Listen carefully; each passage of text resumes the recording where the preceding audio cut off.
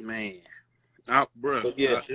But anyway, we got to start it back over because now I got to introduce you properly and all of that. So, Go ahead, bro. Ladies and gentlemen, this is Killzown Interviews. DJ Flyy. We in the building. This man is like a St. Louis legend, y'all. He was like at every concert you could think of back in the day, and even some now. Like he low key with now. He didn't got the podcast game on fire right now. Like Cole came in and just killed everybody on the scene. Like man, I'm just killing, he bro. like the Mace of the DJ game. He just come back whenever he feel like it, and it's on the Kraken or the Timberland because Mace kind of went down bad. Yeah, he went down. So he went out. He like the Timberland of the dream of the DJ game. Like he'll do something crazy, leave and come back, and it's just like it was yesterday. So like. I remember trying to get up. He DJ'd, so he brought like Soulja Boy. They brought Soulja Boy to town, bro. I pulled up with my mama to the Masonic Temple. I saw you walk in. I was like, "Hey, what's up, cuz?" And it was you and Stream. So y'all walk in. Hold on. Yeah. Y'all walk in, right? Yeah. Hey, you coming to the concert? Yeah. I get to the window, sold out. I said, "What?" Yeah, that boy was sold out back then, bro. Like, I came like 3 days before that bad boy was already sold out.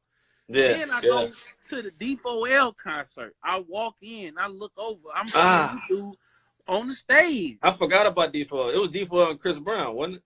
No, it was just D4L. That was the first okay, I'm time sure I'm thinking about another concert then. Okay, yeah, I remember being on stage. They had it at the Limelight. Shout out Fabo, man. I've been, chatting with Fabo a few times here recently. So shout out to Fabo at D4L. But yeah, that was years ago, bro. That was man, I don't know, man. I might have been 23. Yeah, bro. You had already graduated and was on and popping. Like you was with the Bangers, and I said, man, this dude was with the Bangers, and then I saw he was at the concert. That was the Scream tour. I couldn't even get no tickets for that. Oh yeah. I did the Scream tour too. Yeah, man. It was like everything was kind of running consecutively. I will say that. It was just like I didn't realize like the stuff I'd be doing, like for example, like you bring up stuff or like a friend of mine bring up some stuff. Like remember when you DJ'd this or this?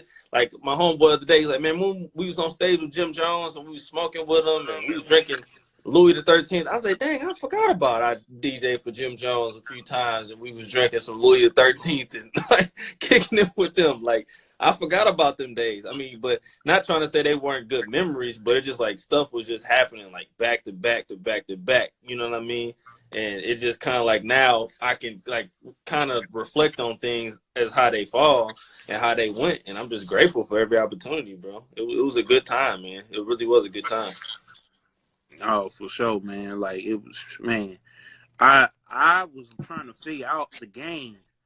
And I was like, man, how is Flyy just out here doing it, just hitting the ground, running and crushing and rolling over? Like, well, I will say I started off, of course I DJ, but when I started the mixtape game, that's when it kind of really took off. Because I remember I bought 5,000 CDs.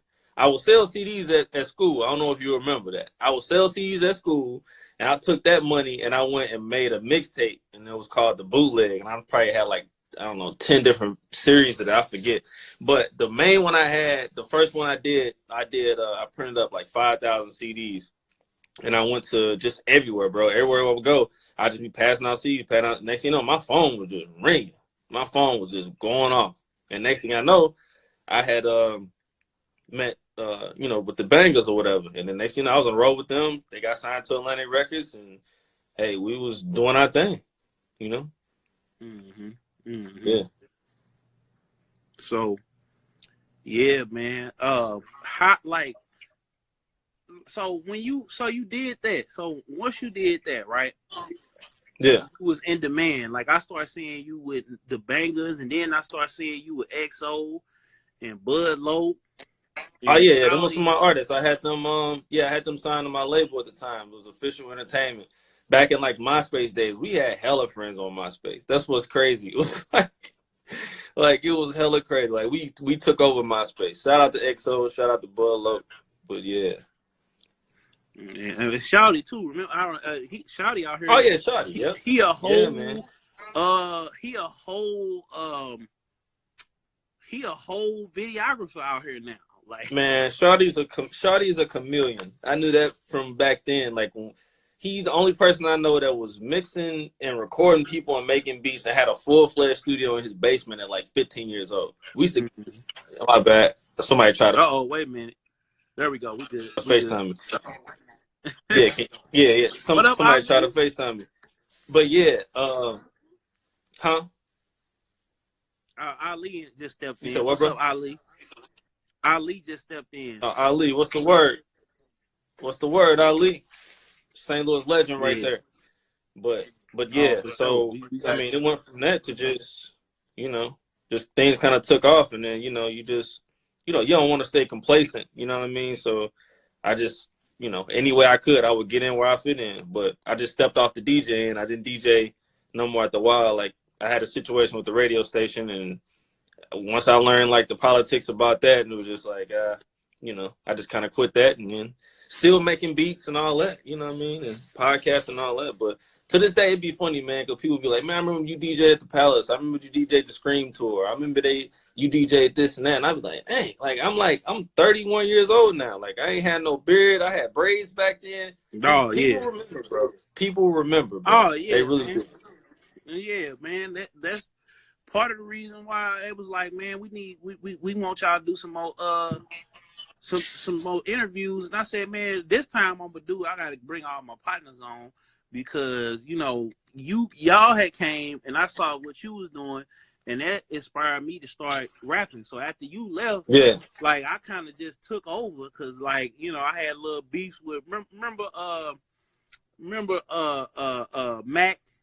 And well, I don't want to say that. Well, we can say it 'cause we cool now. Like J Harv, Chuck, and all of them. Like we had a whole y'all had a little beef. Yeah, like it was fun. It was over absolute because they was rapping right, and then I dropped that Hit Me Up right, and when I dropped that Hit Me Up, man, I had just took over the whole school, and before they graduated, it was a whole little beef. So I had my little crew. And they had their little crew, and then rest in peace to Ash Diddy, and then they had the little LHSN crime mob, and it was a whole little scene. Yeah, I was just turned after I left, huh? Yeah, it just went crazy, and then it all came to a head though, like when senior year rolled around because they had started making some noise, and then I had ended up performing at the school, so it was a little like low key. Biggie and Pac situation because I was just coming with the little hits. I couldn't like back then I couldn't write no bars to save my life. I was in this house, right? Yeah. With my peoples, and I had like like one of them old school digital cameras, and I recorded that, and that was all because I seen you. And really, after I left that D4L, so I'm like, man. Damn, Darren out here, man. Flyy out here, man, killing it. Like what? Wait a minute, did I perform or was I DJing at that? You was DJing, but like, oh okay. You had like I walked in with one of my big homies, and it was just girls just twerking. I'm thinking Fabo and them is on the stage. We got there late because I was blowing him up, because I didn't got this little makeshift like Nike tracksuit or something I had on when I was fresh. And I walked in, they were just going all on the wall, like the whole place was sweating. Hey, man, that was a whole different culture. That was a whole different culture. People don't even realize existed nowadays, man. That was just a different era, bro. That whole DJing at some places I DJ'd at, bro, it was dope, bro. It was just dope times. Just to see everybody mingling like together at one point, like yeah, man. wasn't no fighting and all that, like. So it was some spots that fight, so what happened with you in the Bangers?